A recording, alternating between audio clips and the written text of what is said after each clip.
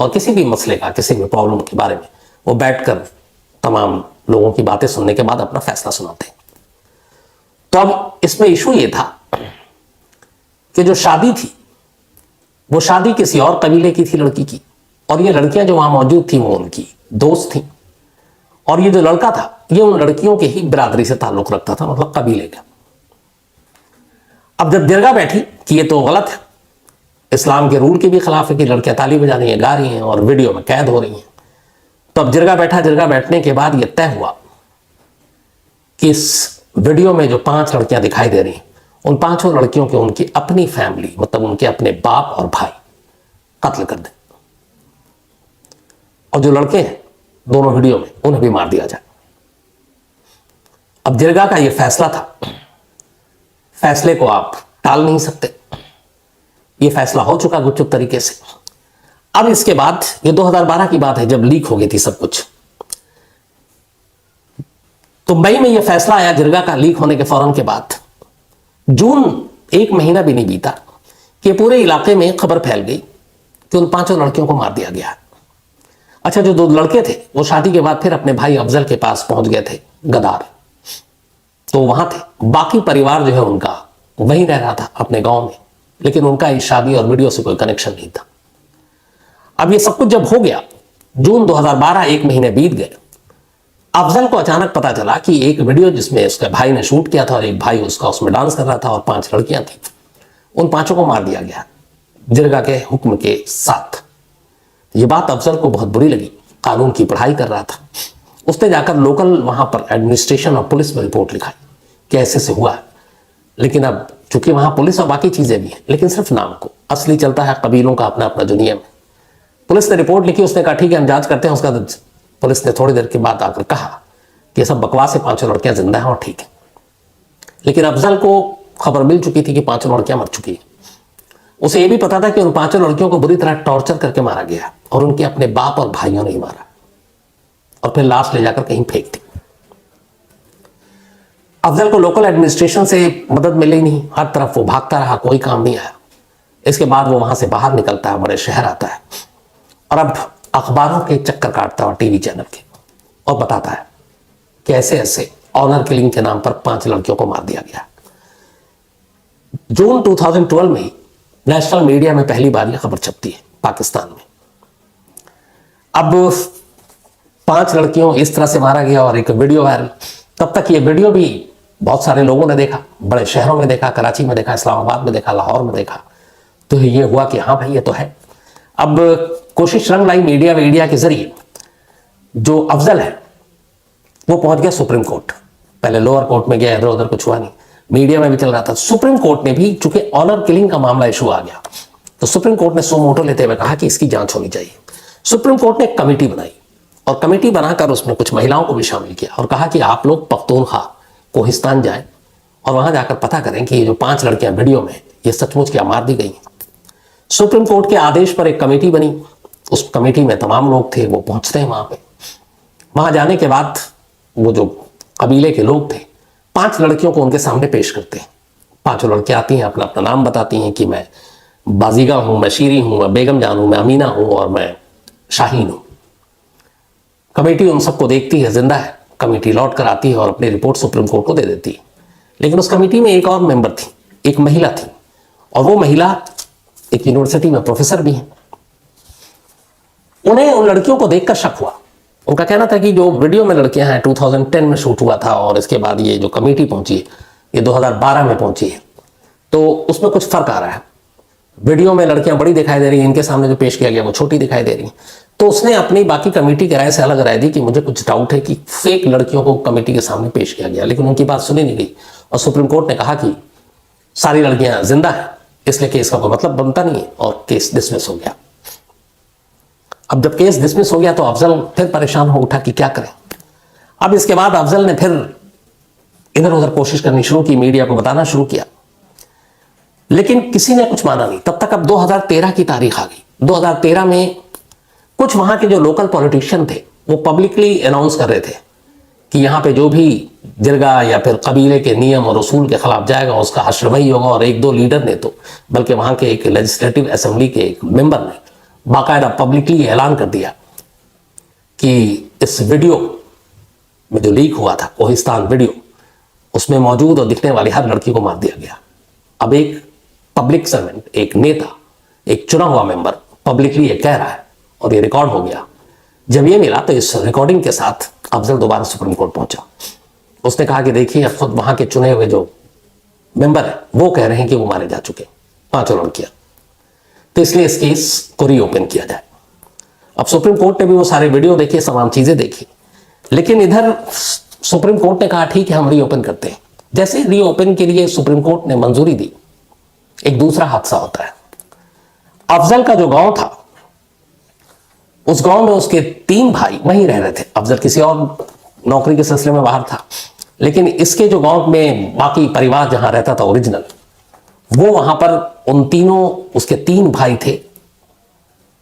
2013 जनवरी में उन तीनों भाई को गोली मारकर मार दिया गया और अफजल के उस घर को आग लगा दी गई। ये नतीजा था कि उसने सुप्रीम कोर्ट में दोबारा कहा कि ये केस रीओपन हो। इससे वहां की जिरगा और उस कम्युनिटी के लोग भड़क गए और उन्होंने कहा कि ये हमारी इस बिरादरी को बदनाम कर रहा है। एक तो वीडियो वायरल हुआ है, उसमें लड़कियां दिख रही हैं गाते हुए, तालियां बजाते हुए, ये कहीं से हमें मंजूर नहीं है। तो उसका बदला उन्होंने अफजल के 3 भाइयों से लिया। इधर जो अफजल के बाकी 2 भाई थे, वो उन्हें उस गांव के लोगों ने पनाह दे दी जो उसकी एक बिरादरी से ताल्लुक रखते थे और जो लड़की की भी बिरादरी सेम थी कबीले के हिसाब से। तो 8 फरवरी को ये ऐलान किया था एक मेंबर ने, और इसके बाद सुप्रीम कोर्ट ने फिर कहा कि रीओपन करते हैं, लेकिन उसी दौरान में इन 3 भाइयों का कत्ल कर दिया गया। अब जब ये खबर आई तो इसके बाद यह हुआ कि नहीं, मामले में कुछ तो सच्चाई है। अब सुप्रीम कोर्ट को भी इस 3 कत्ल की खबर मीडिया के जरिए मिली और कत्ल के तार उसी वीडियो से जुड़ रहे। सुप्रीम कोर्ट ने फिर से कमेटी बनाई और अब यह था कि पिछली बार लड़कियां गलत दिखाई गई हैं, तो इस बार इस बात का ध्यान रखा जाए। अब इस बार फिर से एक कमेटी पहुंचती है उसी कबीले के इलाके में, और इस बार भी वो लेडी शामिल थी। उनका नाम है डॉक्टर फरजाना बारी, जो एक प्रोफेसर है यूनिवर्सिटी में। और पिछली बार भी जब वो गई थी तब उन्होंने शक जताया था कि असली लड़कियां नहीं है, और अब वही बात सच निकल रही थी। तो सुप्रीम कोर्ट ने दोबारा कमेटी बनाई, और दोबारा कमेटी बनाने के बाद नवंबर 2016 की तारीख अब आ गई थी। एक कमेटी फिर पहुंचती है गांव। वहां कहा जाता है कि 5 लड़कियों को पेश किया जाए। 5 लड़कियां पेश होती। इस बार कमेटी उनकी तस्वीर भी खींचती है।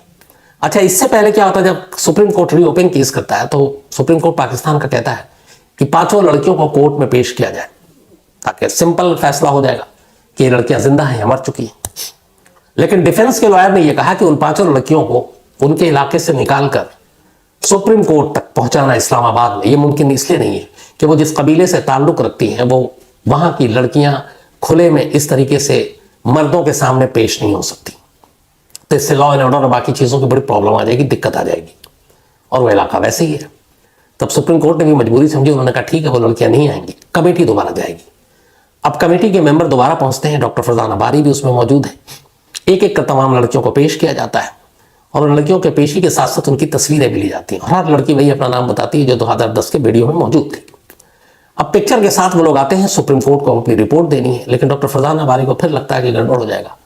तो एक काम करती हैं, राइटर के एक जर्नलिस्ट जो पाकिस्तान में बेस्ड, फरजाना बारी उससे मिलती हैं और कहती हैं कि ये वीडियो है 2010 का वायरल वीडियो, जिसमें लड़कियां ताली बजा रही हैं और गा रही हैं, और ये तस्वीर है 2016 का जो कमेटी के साथ हमने खींची।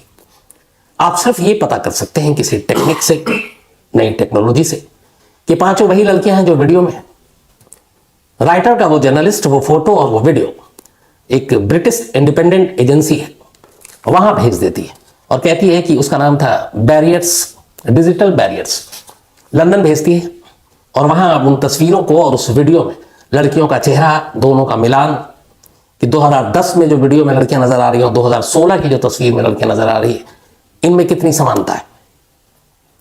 उस ब्रिटिश इंडिपेंडेंट एजेंसी ने उस फोटो को डेवलप किया, उसका नई टेक्नोलॉजी के जरिए वीडियो और फोटोग्राफ्स दोनों को मैच किया। उनकी रिपोर्ट आई कि वीडियो में दिख रही लड़कियां और ये जो फोटो आपने खींची 5 लड़कियों की अभी कमेटी के साथ जाकर, ये दोनों अलग अलग हैं। ये वो लड़कियां नहीं हैं जो उस वीडियो में थी जो वायरल हुआ। अब उसकी पूरी रिपोर्ट डॉक्टर फरजाना बारी ने सुप्रीम कोर्ट में पेश किया। जब सुप्रीम कोर्ट में पेश किया तो खुद सुप्रीम कोर्ट के जो जज थे उन्होंने दोनों तस्वीरें और वीडियो को देखा ध्यान से, और फिर उन्होंने कहा कि जब 2010 में ये वीडियो शूट हुआ था, 2012 में फिर लीक हुआ, तो उस वक्त उन्होंने एक अमीना जो इन 5 लड़कियों में शामिल थी उसके बारे में कहा कि अभी जो तस्वीर दिख रही है उसके हिसाब से तब 2010 में अमीना की उम्र 8 से 10 साल रही होगी, जो अभी की फोटो है 2016 की, और उसी तरीके से बाकी लड़कियों की उम्र भी 8, 10 या 12 साल के दरमियान रही होगी। लेकिन जो वीडियो में 5 लड़कियां दिखाई दे रही हैं उनमें से बल्कि 4 का चेहरा साफ है, 1 का नहीं है। वो चारों लड़कियां वीडियो में देखकर साफ साफ पता चलता है कि इनकी उम्र 20 से 22 साल के दरमियान थी 2010 में। यानी अगर 2016 की बात करें तो उसमें 6 साल और जोड़ दीजिए तो 26 से 28 साल अब उनकी उम्र होगी। लेकिन कमेटी के सामने जो लड़कियां पेश की गई 5, उनकी जो तस्वीरें थी वो सब 14 से 16 साल के अब उस वक्त 2016 में नजर आ रही थी। और उस एजेंसी राइटर के जरिए जो उन्होंने किया था उससे भी पता चल गया कि ये वीडियो और ये अलग अलग है। अफजल को लगा कि अब जीत हासिल है। इसके बाद फिर सुप्रीम कोर्ट ने कहा कि अब जांच किया जाए। सुप्रीम कोर्ट के आदेश पर कोहिस्तान पुलिस ने आखिरकार 2018 में मुकदमा दर्ज किया 5 लड़कियों के कत्ल का। 3 भाइयों के अफजल के कत्ल का मुकदमा किसी और पुलिस स्टेशन में पहले दर्ज हो चुका था। तो सुप्रीम कोर्ट के आदेश पर कोहिस्तान पुलिस ने मुकदमा दर्ज किया। इसके बाद जांच की। जांच करने के बाद उन्होंने, पुलिस ने जो अपनी रिपोर्ट दी उसमें यह कहा कि शीरीन जान, बेगम जान और बाजिगा, इन तीनों के बारे में अब कंफर्म है कि इन तीनों का कत्ल हो चुका है। लेकिन जो बाकी 2 लड़कियां हैं, अमीना और एक और, वो जिंदा है। ये लोकल पुलिस ने अपनी जांच में कहा। लेकिन उनके जिंदा होने का कोई पुख्ता सबूत सामने नहीं आया। बट यह है कि 3 मारी जा चुकी हैं और 2012 में जैसे ये लीक हुआ उसी के 15 दिन के अंदर अंदर इनका कत्ल हो गया था। इसके बाद इन तीनों लड़कियों के 2 के फादर और 1 के भाई, उसका चूंकि फादर था नहीं, इनको गिरफ्तार किया गया। 5 और रिश्तेदारों को गिरफ्तार किया गया। फादर और भाई ने एक्सेप्ट किया और बड़े गर्व से एक्सेप्ट किया, क्योंकि उस वक्त यह था कि ऑनर किलिंग और ये सारी चीजें, तो उन्हें लगा कि उन्होंने कोई गलत काम ही नहीं किया। तो उन्होंने माना कि हाँ, हमने मार डाला। इसके बाद फिर मुकदमा चला। भाई जो पिता थे दोनों, इनको मौत की सजा और भाई को उम्र कैद की सजा दी गई। बाकी 5 लोगों को जो पकड़ा था उनको बरी कर दिया गया। इसके अलावा एक दूसरे पुलिस स्टेशन और दूसरे कोर्ट में अफजल के 3 भाई को जब मारा गया, कत्ल किया गया, उसका उनका घर जला दिया गया। उसमें से 1 को फांसी की सजा हुई और बाकी लोगों को, 5 लोग और थे उनमें, उनको 25 साल कैद की सजा सुनाई गई। तो इस तरीके से अफजल अपनी एक लड़ाई जीत चुका। अकेला वो शख्स था जो 2012 से इस मुहिम में जुटा हुआ था। तो करीब 6 से 7 साल तक एक लंबी लड़ाई अफजल ने लड़ी, अफजल कोहिस्तान ने लड़ी। लेकिन इसका नतीजा फिर यह हुआ कि अब इस लड़ाई को लड़ने के बाद वो अपने आबाई वतन यानी अपने गांव, अपने उस इलाके में जा नहीं सकता था, क्योंकि तमाम कबीले के लोग उसके खिलाफ हो चुके थे कि इसने कबीले की मान मर्यादा को तोड़ा है। इसलिए वो अब दरबदर हो गया। कुछ मीडिया के लोगों ने, कुछ और लोगों ने मदद की और वो इधर से उधर भटकता रहा। फिर वो एबटाबाद पहुंच गया, वही एबटाबाद जहां ओसामा बिन लादेन को मारा गया था।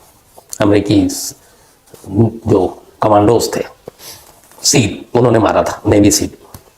तो वो एबटाबाद में रह रहा था अपने एक और भाई और भतीजे के साथ।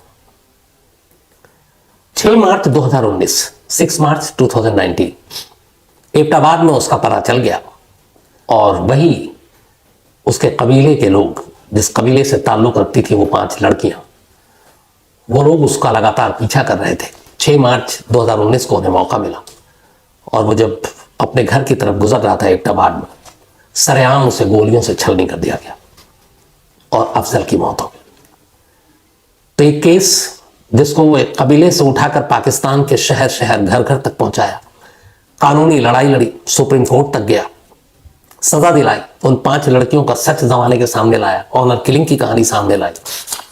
लेकिन आखिर में इस सच को सच साबित करने का अंजाम यह हुआ कि खुद अफजल को भी मार दिया गया। आज भी ये पाकिस्तान में कहानी ऑनर किलिंग या फिर ये कहें कि जो अफजल की एक लड़ाई है और कोहिस्तान वीडियो केस के नाम से जाना जाता है। तो मुझे यही याद आया कि जब इस कहानी को शुरू कर रहे हैं कि वक्त कैसे बदलता है, या फिर जगह और बाकी चीज़ें भी मायने रखती हैं। बहुत तेज़ी से हम लोग बेशक तरक्की करें, लेकिन एक ही देश में बहुत सारे ऐसे इलाके हैं जहाँ आज भी पुरानी रस्में, रिवायत, रिवाज उसी तरीके से मानी जाती हैं। और उसकी मिसाल हमारे यहाँ भी है बहुत सारी ऐसी। ऑनर किलिंग की जब तक खबर आती रहती है, पंचायत और खाप पंचायत के फैसले हम सब जानते हैं। तो उसी पाकिस्तान में एक आयशा जो रातों रात स्टार बन जाती है, और उसी पाकिस्तान के एक हिस्से में 5 ऐसी मासूम लड़कियां जो सब ताली बजा रही थी और गाने गा रही थी, उन्हें मार दिया जाता है।